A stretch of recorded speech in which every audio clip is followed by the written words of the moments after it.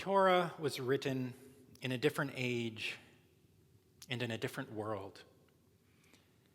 Sometimes you have to work pretty hard to bridge the world of the Torah with our own. But sometimes you don't. And this happens to be one of those times. This week, the Torah teaches us that every 7 years, the Israelites were to rest the land for a year. This, remember, is an agrarian society. Almost everyone was a farmer. You spent from sunup to sundown 6 days every week tending your crops, and that seventh day you spent praying that hopefully your work would pay off enough that you would have food to make it through to the next harvest. And here, in this world, the Torah instructs, shut down your farm. Shut down your economy for 1 year every 7. Cut your collective GDP by 14%. Add to that every 50 years, once in a lifetime for most, all land, regardless of who had it, reverted back in ownership to whoever had it originally. This is called the Jubilee year, Yovel in Hebrew. And on the one hand, it's easy to imagine where that name Jubilee might come from. Say you became injured or even you made a bad decision, you lost your land. Should that mean your chance to succeed in life is forever taken away from you? Not only you, but now also your descendants, who will have no inheritance, no chance ever to recover.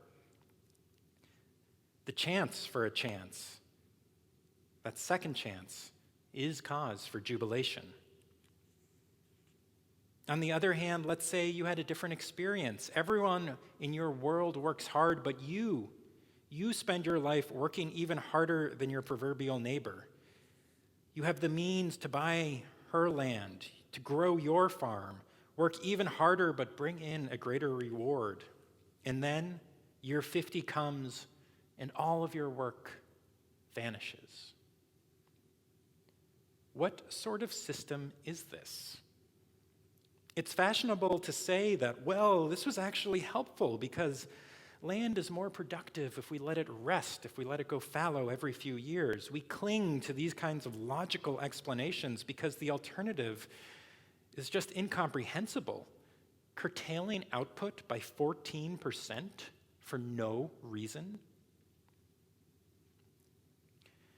But what if there really is no reason? What if there is no practical benefit to doing this? Right now, we are in a period of Shemitah, of the sabbatical year that comes every 7. But unlike our ancestors, we had no way to know it was coming, or at least when it was coming. There are 4 lessons that our tradition teaches when it comes to times like these. Lesson number 1, focus on what matters. Something like 80% of our lives have been paused. Of the things that we do on a regular basis, there are things that we all miss dearly, and the loss of which is causing horrific anguish. But then there is everything else that filled our days and seemed important, and that we haven't done in 2 months and haven't for a second missed.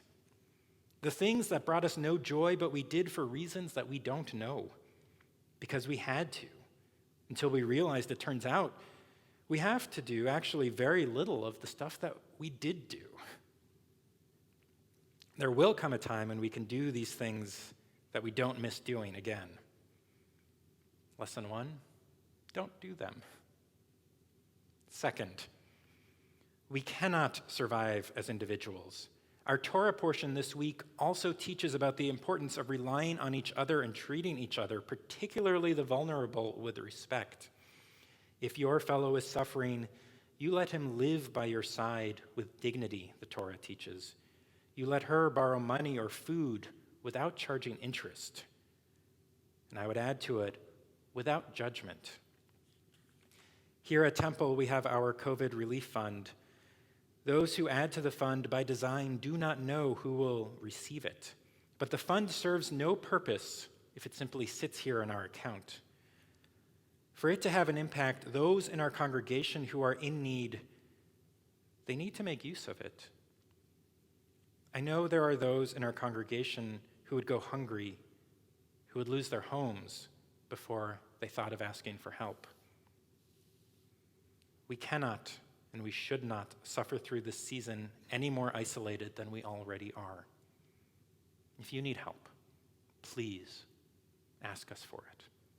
Let us help you. And of course, if you can help, you need to. Now, I took a fundraising class in seminary, and yes, I know that's not how you're supposed to ask for donations, but you need to. The third lesson has to do with trust. A recent poll found that 55% of Americans trust that God will protect them from viral infection. Again, a majority of Americans trust God is going to personally protect them from getting coronavirus. Jewish trust works differently than how we often think about the concept of trust. We are taught not to rely on miracles. For example, our tradition teaches that if you are walking on your way home and you see that there's smoke rising from your street, you are not allowed to stop and pray, God, please don't let that smoke be my house that is burning. 2 reasons. First, because then in that case, what you're really praying for is, dear God, please let that be my neighbor's house that is going down in flames right now. And that's a strange thing to pray for, but the other reason we don't do this is because either the smoke is coming from your house or it's not. And God cannot change it either way. Either the door handle that you grab has the virus on it or it doesn't. God isn't raining down divine Clorox wipes for me, for you, for anyone else. So if we can't trust God to protect us personally, what is the point of trust? In Hebrew, the term is bitachon, which traditionally means to trust God, but Rabbi Margolius extends it to mean trust in a force greater than ourselves. But what does that mean? It's really a concept more in line with acceptance than what we usually think of as trust.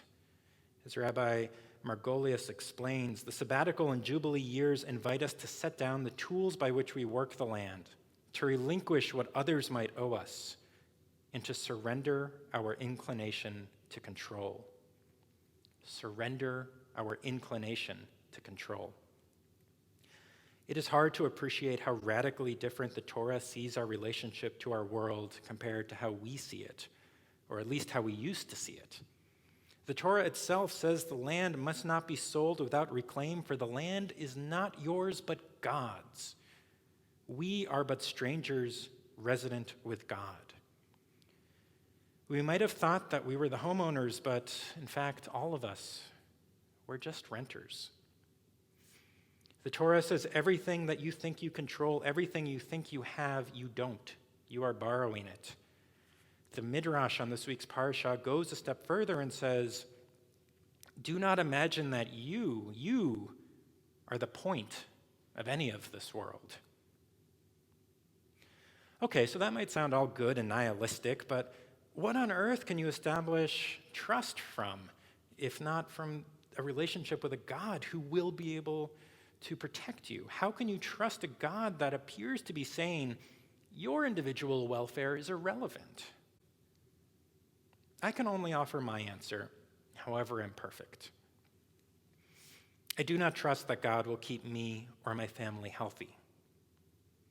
I trust that if I get infected, if I get sick, even if I die, the world will go on. I trust that humanity will survive this virus, even if I don't. And I accept that I might not. The final lesson is that there is holy potential in all of this. The Torah envisioned a year where society was paused out of every 7 and reset entirely every 50. When we study this parasha, we spend a lot of time talking about that year 7 and that year 50, on what happens during that time. But I've started thinking a bit about year 8 and year 51. In both of these cases, people woke up to a society that hardly resembled the one before. We know our world will never look quite the same. Those plexiglass dividers protecting cashiers, they're staying, hopefully. But the question is, how much change will we allow? Will we finally acknowledge that making people work when they are sick, it's not just immoral, which we knew, but it is also in nobody's best interest to allow? That is but one small example. We are in the middle of stress testing every element of our society, and those cracks that before seemed so small that they were almost invisible, unless they affected you, those cracks are a lot bigger right now. This can be the motivation to actually make some repairs. This can be the time to demand them. For those of us living through this time, we will be known by future generations for keeping an irrationally large supply of toilet paper in our homes.